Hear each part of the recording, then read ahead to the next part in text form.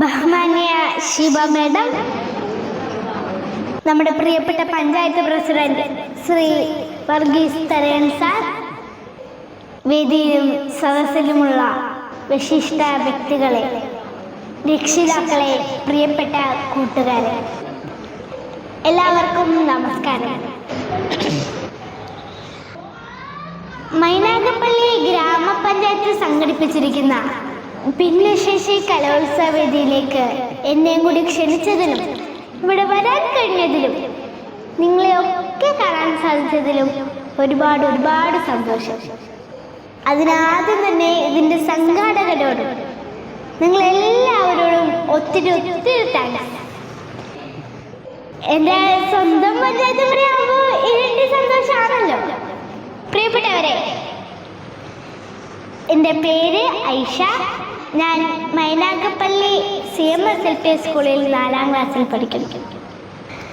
ഞാൻ ഇങ്ങോട്ട് വരുന്നതിന് മുമ്പ് ഞാൻ എൻ്റെ ആശാനോട് ചോദിച്ചു, എന്താണ് ഭിന്നശേഷി എന്ന് പറഞ്ഞാൽ. ഇത് ഭിന്നശേഷിക്കാരുടെ കലോത്സവ വേദിയാണല്ലോ, അപ്പൊ അവരെ കുറിച്ച് അറിഞ്ഞിരിക്കണ്ടേ.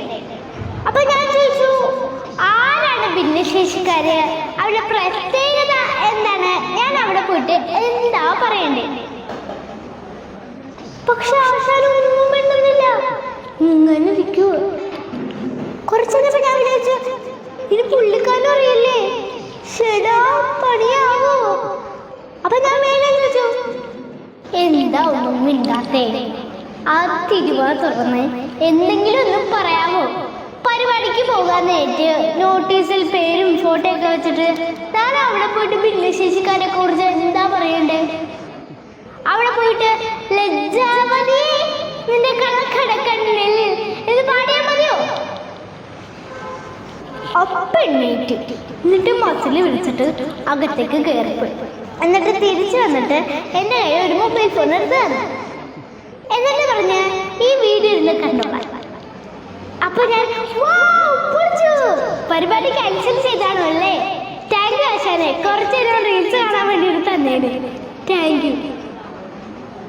അപ്പൊ ആശാന് ഈ 2 വീഡിയോയും കാണാം. അപ്പൊ മനസ്സിലാവും ആരാണ് ഭിന്നശേഷിക്കാരൻ. അതവിടെ പോയി പറഞ്ഞാൽ മതി. ഓഹോ, അതായിരുന്നു. പ്രിയപ്പെട്ടവരെ, ആ 2 വീഡിയോ ഞാൻ കണ്ടു. അതിൽ ഒന്നാമത്തെ വീഡിയോ എന്താണെന്നറിയോ? ഒന്നാമത്തെ വീഡിയോ ലോകത്തെ കോടിക്കണക്കിന് ജനങ്ങൾ കണ്ടതാണ്. ഖത്തറിൽ വെച്ച് നടന്ന ഫിഫ ലോകകപ്പ് ഫുട്ബോളിന്റെ ഉദ്ഘാടന വേദിയായിരുന്നു അത്. ആ വേദിയിലേക്ക് അരയ്ക്ക് താഴോട്ടില്ലാത്ത ഒരു കൂട്ടുകാരനെ വരുന്നു. അരയ്ക്ക് താഴോട്ടൊന്നുമില്ല, അര വരെ ഉള്ളൂ. ആരാണെന്നറിയോ? ഫിഫ വേൾഡ് കപ്പിന്റെ ബ്രാൻഡ് അംബാസിഡർ.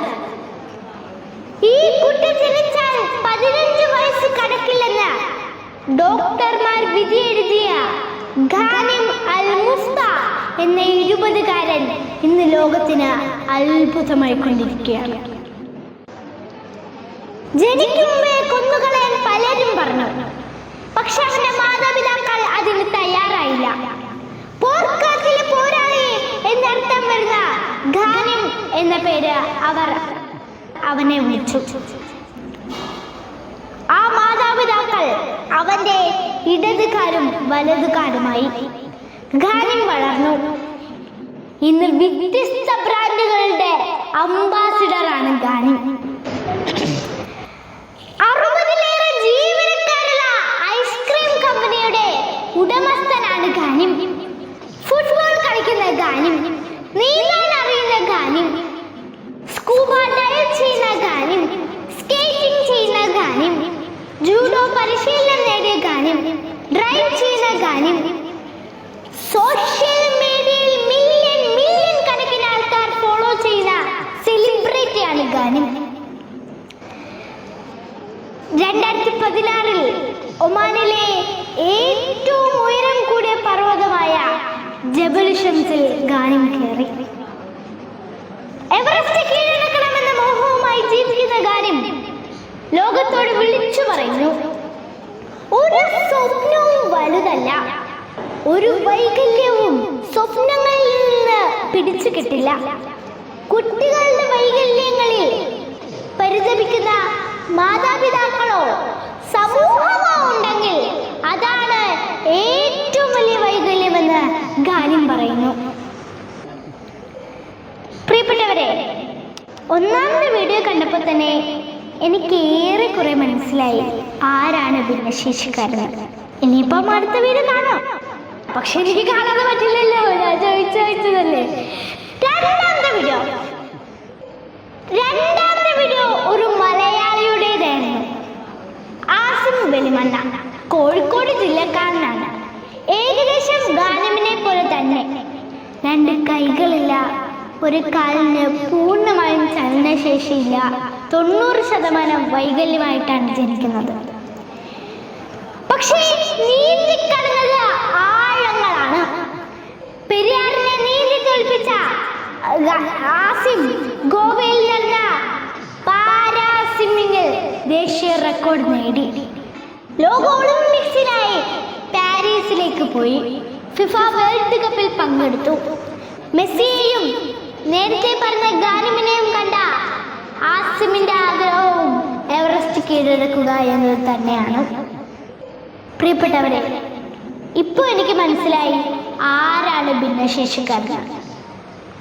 അതായത് കൈയും കാലും കണ്ണും കാതുമൊക്കെയുള്ള എല്ലാ സൗഭാഗ്യങ്ങളും ഉണ്ടായിട്ടും നമ്മൾ ഒന്നുമല്ലെന്ന് നമ്മളെ ബോധ്യപ്പെടുത്തുന്ന, നമ്മളെക്കാൾ വ്യത്യസ്തമായിട്ട് ഒത്തിരി കഴിവുകളുള്ള സമൂഹത്തിലെ വെരി സ്പെഷ്യൽ ആയവരാണ് ഭിന്നശേഷിക്കാർ, അല്ലേ? ഇനിയും നിങ്ങൾക്ക് മനസ്സിലായില്ലെങ്കിൽ നമ്മുടെ മുതുകാട് സാറിന്റെ ഒരു സ്ഥാപനമുണ്ട് തിരുവനന്തപുരത്ത്, മാജിക് പ്ലാനറ്റ്. സമയം കിട്ടുമ്പോൾ ഒരു ദിവസം അവിടെ പോയി കാണണം കേട്ടോ. അപ്പോഴാണ് നമുക്ക് നമ്മളെടുത്ത് തോട്ടിക്കളയാൻ തോന്നുന്നത്. അപ്പൊ ഞാൻ നിർത്തുകയാണ്. ഒരൊറ്റ കാര്യം കൂടി ചോദിച്ചോട്ടെ, വിഷുവിന് നമ്മൾ കണി കാണാൻ ഉപയോഗിക്കുന്ന പൂവ് ഏതാ? വിഷുവിന് കണി കാണാൻ വെക്കുന്ന പൂവ് ഏതാ?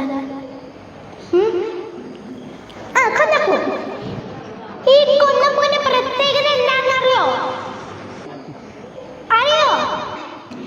ഏത് ദൂസര സങ്കല്പങ്ങളിൽ വളർന്നാലും, ഏത് യന്ത്രവൽകൃത ലോകങ്ങളിൽ പുലർന്നാലും, മനസ്സിലുണ്ടാവട്ടെ ഗ്രാമത്തിൻ വിശുദ്ധിയും മണവും മമതയും ഇത്തിരി കൊന്നപ്പൂവും. വൈലപ്പള്ളി കൊന്നപ്പൂവിനെ പറ്റി പറയാൻ കാരണം മറ്റെത്ര പൂക്കൾ നമ്മുടെ നാട്ടിലുണ്ട്. എന്താണ് ഈ കൊന്നയോട് ഇത്ര അടുപ്പമുണ്ടായതെന്ന് അറിയാമോ? അനുകൂല സാഹചര്യത്തിൽ പൂത്തു നിൽക്കുന്ന, വസന്തകാലത്തിൽ പൂത്തു നിൽക്കുന്ന പൂക്കളിൽ നിന്ന് വ്യത്യസ്തമായിട്ട് പ്രതികൂല സാഹചര്യത്തിൽ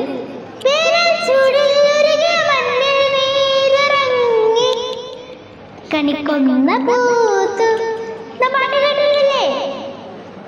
മഴയില്ലാത്ത കാലത്ത് വരണ്ടുടങ്ങിയ മണ്ണിലൂടെ വേരുകളൊടിച്ചിട്ട് എവിടെയെങ്കിലും ഈർപ്പത്തിന്റെ ആർദ്രതയുടെ മുത്തുമണികളുണ്ടോ എന്ന് അന്വേഷിച്ചു പിടിച്ചിട്ട് അതിനെ വലിച്ചെടുത്തിട്ട് സൗന്ദര്യം ചാലിച്ചു ചേർത്ത് വിരിയിക്കുന്ന അതിസുന്ദരമായിരിക്കുന്ന പൂക്കളാണ് കൊന്നപ്പൂക്കൾ.